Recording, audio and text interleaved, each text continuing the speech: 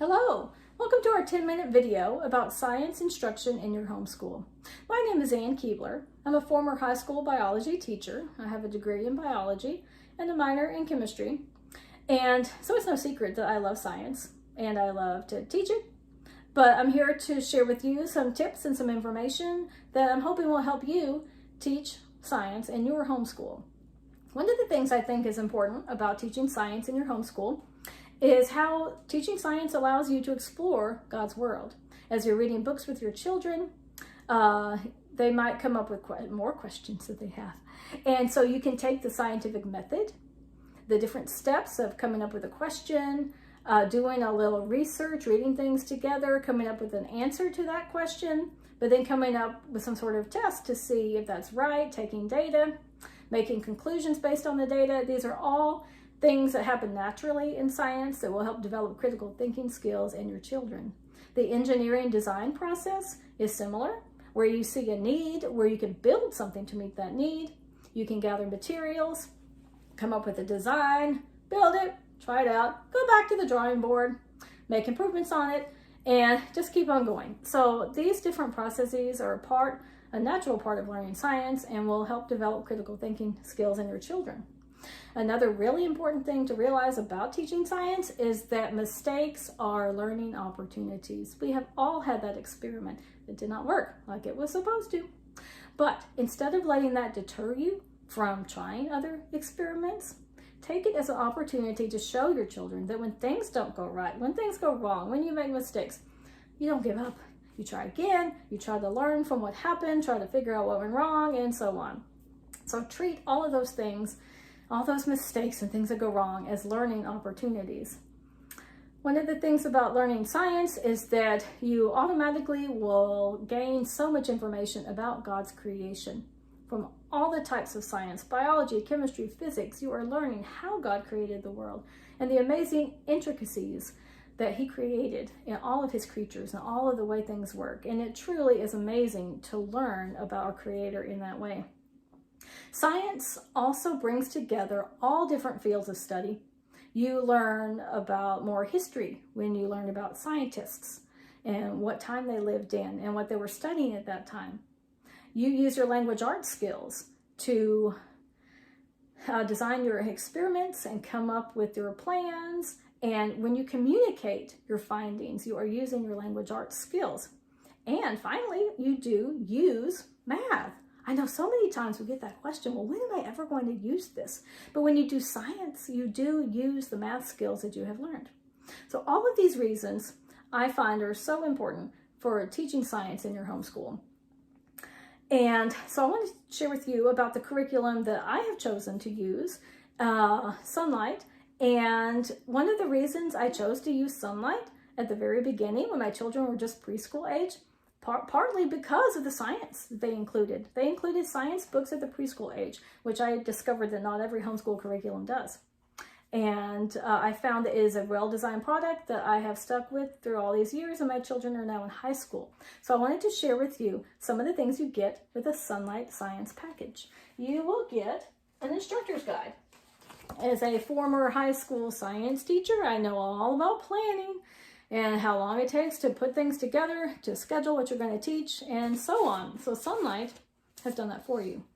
They have an instructor's guide with a page for every week that will tell you what to read in each book, what questions to answer, what experiments to do, what supplies to make sure to have on hand, etc. This is invaluable. The instructor's guide for every Sonlight level has the full 36 weeks of school planned for you.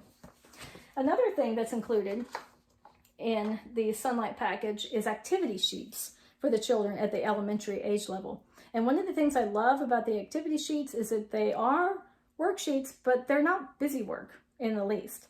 There are only about 3 or 4 questions you need to answer each day, and they truly are comprehension questions that help your child to think critically about what they've read.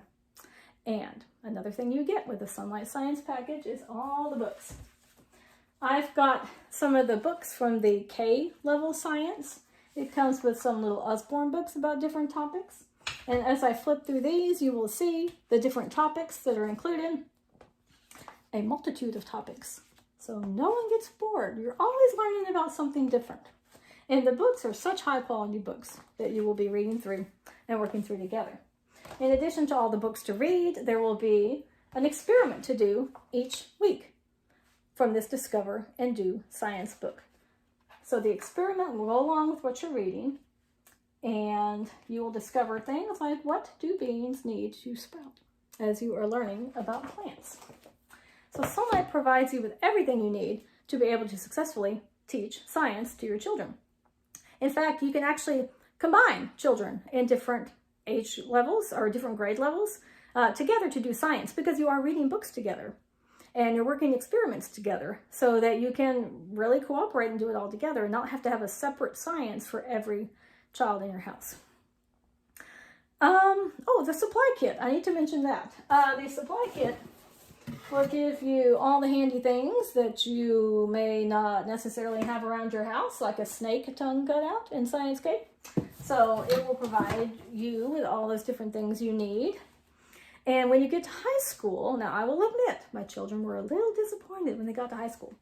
Okay, not because they weren't interested in learning science anymore, but because they ended up with one book, one big giant book to study high school science.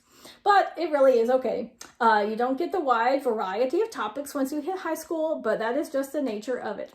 So Sonlight will offer the best high school books for high school science, along with the instructor's guide and everything that you need to complete that. So the question that we get a lot about these experiments I was talking about is, do you have to do the experiments? So my honest answer is, you do not have to do all the experiments, but you really should do as many as you can, because you gain so much from doing them. Now, in Sonlight, the experiments are scheduled at the elementary school level about once a week. Sometimes, though, that might be hard to put in your schedule. It seems a little bit difficult to just stop your normal routine and get all these supplies out for one day. So there are some different things that people do to help them get these science experiments done. And one of them is to read all of your science books for about 3 weeks or so, and then take one day to do all those experiments. I like to compare that to what happens at Christmas time for me with baking. I like to, my daughter and I like to bake things for Christmas, but we don't do it just here and there. You just set aside this one day to get all of those things out and do all the baking, and then it is accomplished. So your science can be similar. You do lots of reading, you do your activity sheet questions, but then once a month, you gather everything you need and you do those experiments to go along with what you've been reading. Another thing that some people do is involve the parent that is not the main homeschooling parent in a particular subject. And science experiments are a great thing. If the homeschool mom is the one that does most of the homeschool, but the dad doesn't want to be involved, but doesn't have as much time due to work and things like that. So another parent could be in charge of science experiments and do those once a week, or do that with the once a month arrangement. Another option for science labs is to do them with other families in a co-op, or just with other homeschool families that you know, even if it's not in a formal co-op setting. So there really are lots of opportunities to think outside of the box, to do these science experiments so that your children get the benefit of the hands-on learning and developing those critical thinking skills to go along with what they are reading in science. One of the questions we also get is, what do I need in high school? How many science classes do I need? Now, it depends on, if your child is college bound, it depends on the college. You would need to look at the college and university webpage and see, but from research that I have done with my own kids, I have found that all schools want at least 3 science classes in high school.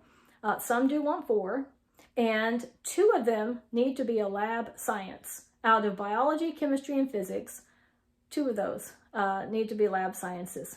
And so Sonlight does give you the tools that you need to be able to have those credits on your high school transcript. And to wrap up, I'm going to show you a little experiment. Well, really, it's a model that we made a long time ago. Now, this is not the one we made a long time ago. I made this one last night. But a long time ago, we made a model of a lung as part of our Sonlight Science. And so you've got 2 balloons, one on the bottom, one on the top. to represent your model lung. And the one on the bottom is your diaphragm muscle.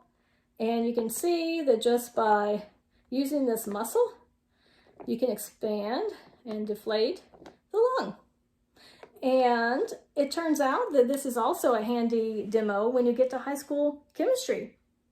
In high school chemistry, you learned that this model lung also demonstrates Boyle's law, where at constant temperature, pressure, and volume vary inversely. So your science experience can just grow with you. And you learn, even though you might be repeating experiments throughout the years, and we did find out to be true, you always learn something additional every single time you do them. So thank you all for joining me in our little talk about science. And I just encourage you to study science throughout your homeschool, enjoy it, learn about God's creation. Thank you for joining us.